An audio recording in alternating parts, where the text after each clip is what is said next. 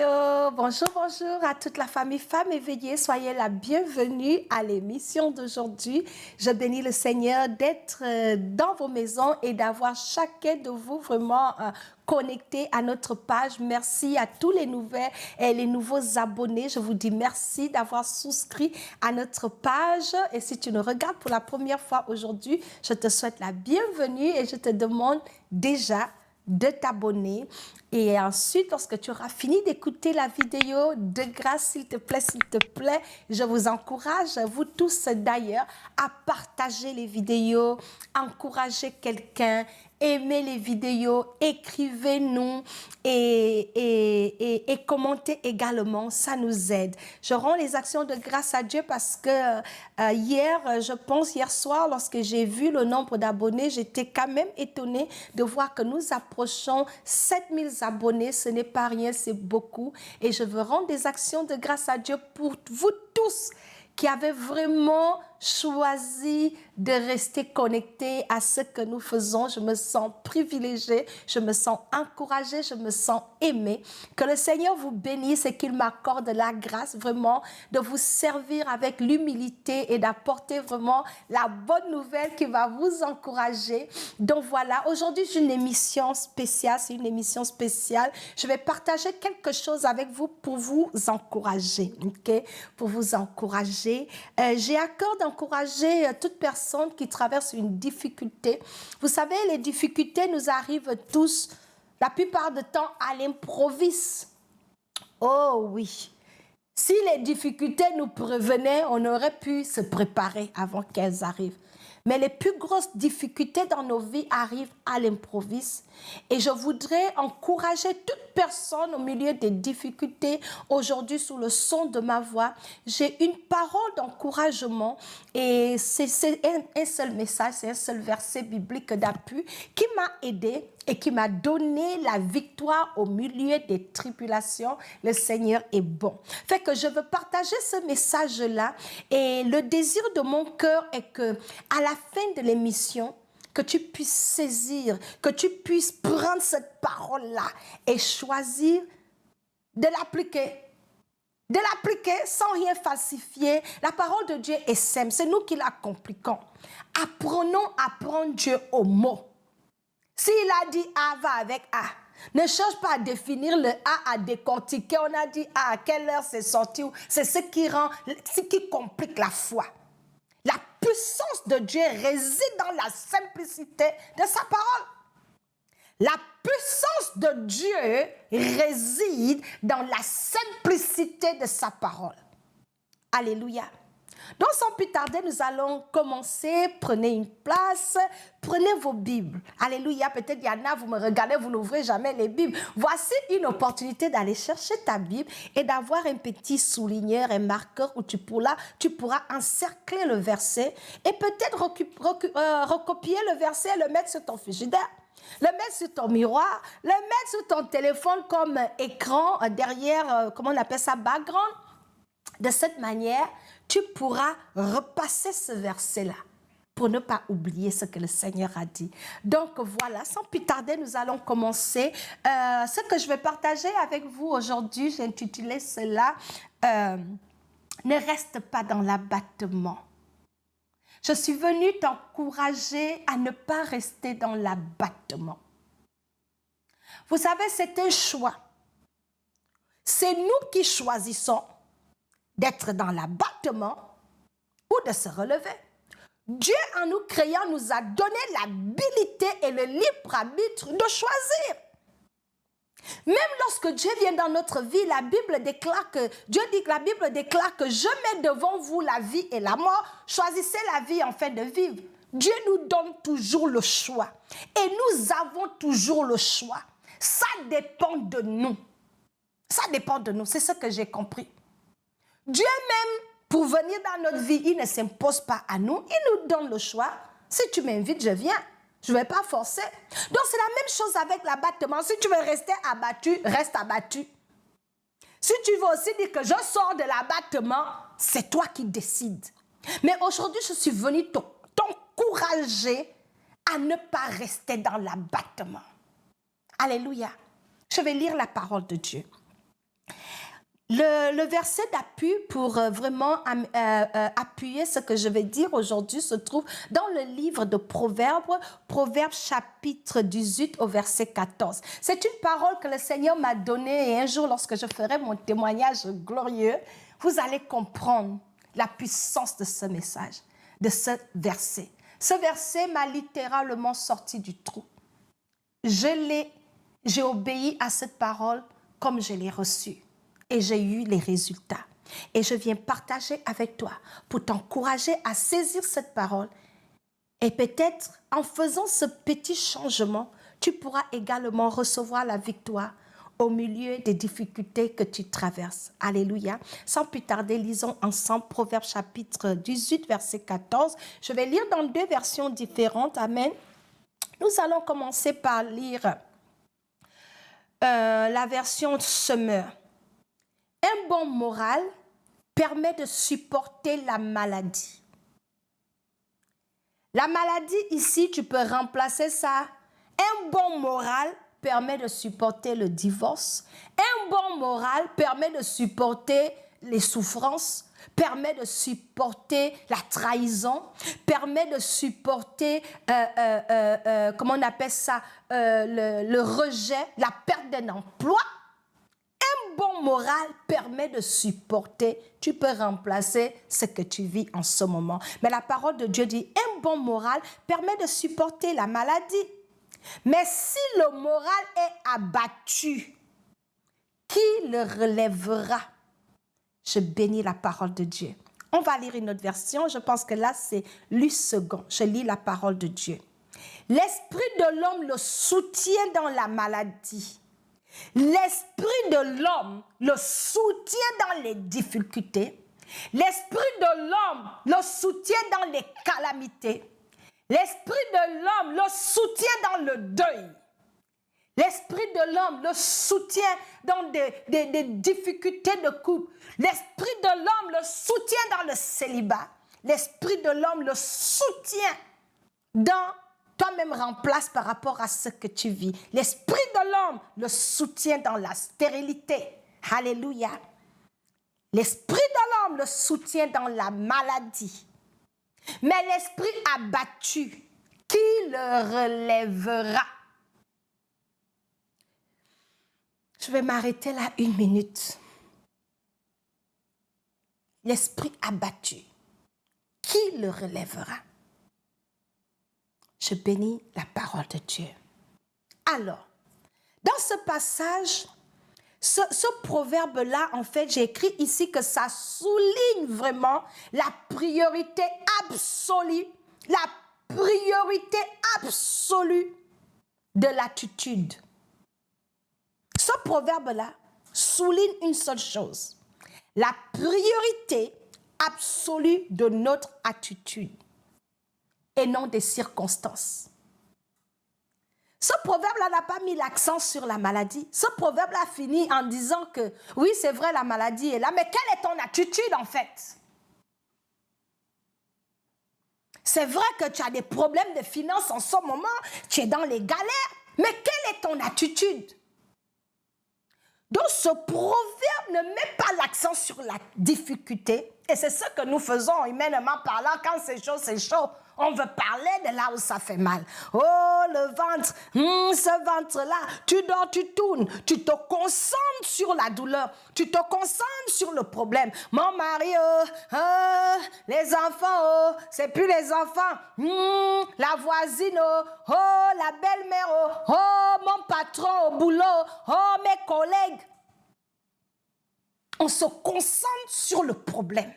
On se concentre sur la difficulté. On entretient tellement la difficulté qu'on oublie de faire ce que Dieu voudrait qu'on fasse face aux difficultés. C'est un proverbe très simple, mais c'est du lourd. La manière que le Saint-Esprit l'a décortiqué pour que je comprenne a changé mon attitude sur ce que je traversais.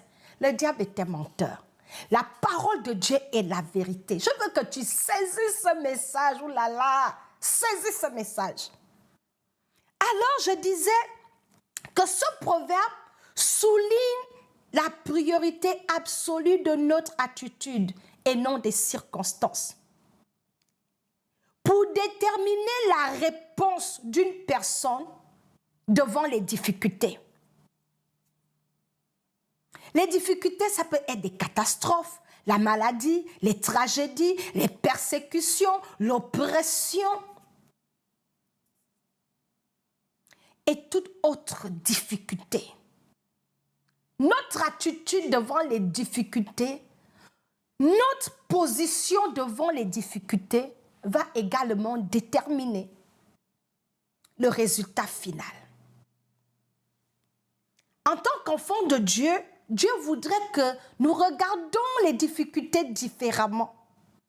Jésus a dit que vous seriez persécutés, vous auriez des tribulations sur la terre. Nous, les chrétiens, on ne doit pas être étonnés de ne pas voir les tribulations. Jésus lui-même a dit ça. Il a dit, vous auriez les tribulations sur la terre, mais prenez courage. J'ai vaincu le monde. J'ai triomphé pour vous. Mais ce que nous, on fait en tant que chrétiens, on oublie ce que Jésus a dit. On se concentre sur le diable. On se concentre sur les problèmes. Et on oublie.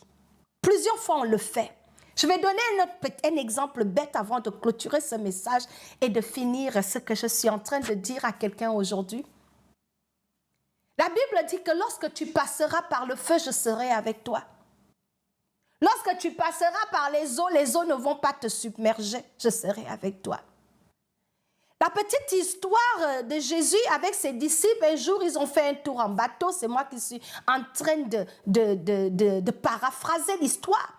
Jésus est dans une aventure en bateau avec ses disciples. Et là, il y a une catastrophe qui les arrive. C'est la tempête. Et les disciples, comme tout bon humain, comme tout être humain, ont eu la réaction que toi et moi aussi nous avons devant les difficultés. Ils ont paniqué. Ils ont dit, hey, on va mourir. Oh. Ils ont dit, tiens, la tempête là va nous finir. Ils ont dit, tiens, est-ce qu'on va s'en sortir? Jésus était dans le bateau là, il dormait tranquillement mais paisiblement au milieu de la difficulté. Pendant que les disciples s'agitaient, Jésus prenait une sieste, imagine. Les disciples voyaient la mort, les disciples voyaient la tempête, que c'était la fin de leur vie. Mais Jésus prenait sa sieste. Alléluia. Et une fois qu'ils ont réveillé Jésus, Jésus n'a pas cassé le corps. Il a dit en anglais, « Peace, be still ». Il a calmé la tempête, les vents, les tonnerres. Il a juste dit un petit mot, « Peace, be still ». Et la tempête s'est calmée. Alléluia. J'espère que quelqu'un me saisit. Ça, c'était l'attitude de Jésus au milieu de la tempête. Et ce passage-là rentre dans le même contexte et te rappelle, t'interpelle vraiment. Quelle est l'attitude? Quelle attitude as-tu en ce moment au milieu de la maladie?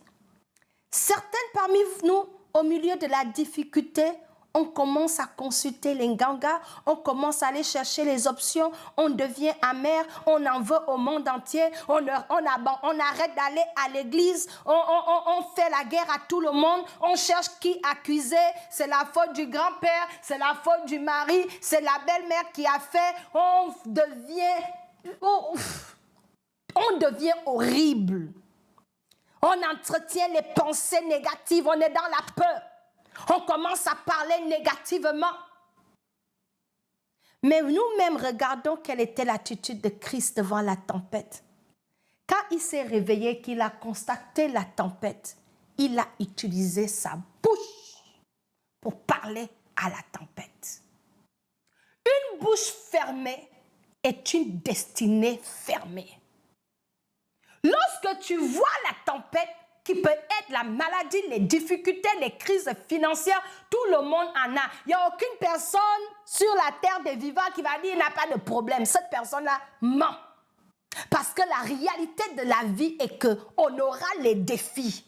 Mais avoir des défis dans la vie, des saisons de crise dans la vie, ce n'est pas forcément négatif. Dieu m'a appris qu'au milieu des difficultés, il forge notre caractère. Au milieu des difficultés, il prépare son armée. Au milieu des difficultés, Dieu nous amène à grandir. Au milieu des difficultés, Dieu se révèle à nous différemment. Yakabotisi yabata. Il y a une réalité de Dieu que tu ne pourras jamais connaître que dans la difficulté. Donc, au lieu de voir chaque épreuve comme un moyen de devenir amer, tu refuses de servir, tu deviens mauvaise, tu es méchante dans la maison, tu commences à t'apitoyer, toute la tension devient autour de toi, tu deviens le centre du monde. Ah, mon pied, les gens ne respirent plus dans la maison, mon pied. Oublie ton pied, sers quelqu'un d'autre. Oublie ton pied, parle à ton pied. Jésus a parlé à la tempête. Mais nous, au lieu de parler aux tempêtes, on tombe dans les murmures, on en fait une histoire, on en veut au monde entier, on ne dort plus la nuit, on en va au docteur, on va chercher toutes les options possibles qui ne sont pas Dieu, on tombe dans les compromis. Au milieu de la tempête, notre attitude compte. Quelle est ton attitude au milieu de cette tempête que tu traverses? J'aimerais pouvoir terminer cette vidéo avec un témoignage glorieux de ce que le Seigneur a fait, mais je sens dans mon esprit que je n'ai pas encore le feu vert de partager ce témoignage-là. Mais je vais vous assurer que j'ai vécu une tempête que Dieu m'a préparée en me disant, Fifa, la victoire dans la tempête que tu as là, ça va dépendre de ton attitude. Quand je vais vous faire le témoignage, vous serez choqués. J'étais dans la tempête, la personne ne pouvait lire ça sur moi. Mais c'était chaud. Mais Dieu, dans son amour, s'est glorifié puissamment. À l'heure où je vous parle, le diable est étonné en enfer. À l'heure où je vous parle, les démons sont consternés que, tiens, mais comment il peut nous échapper comme ça? Je sais qui est dans mon bateau au milieu de la tempête. Alléluia. C'est ce qui fait que quand les tempêtes viennent, tu vérifies qui est dans le bateau.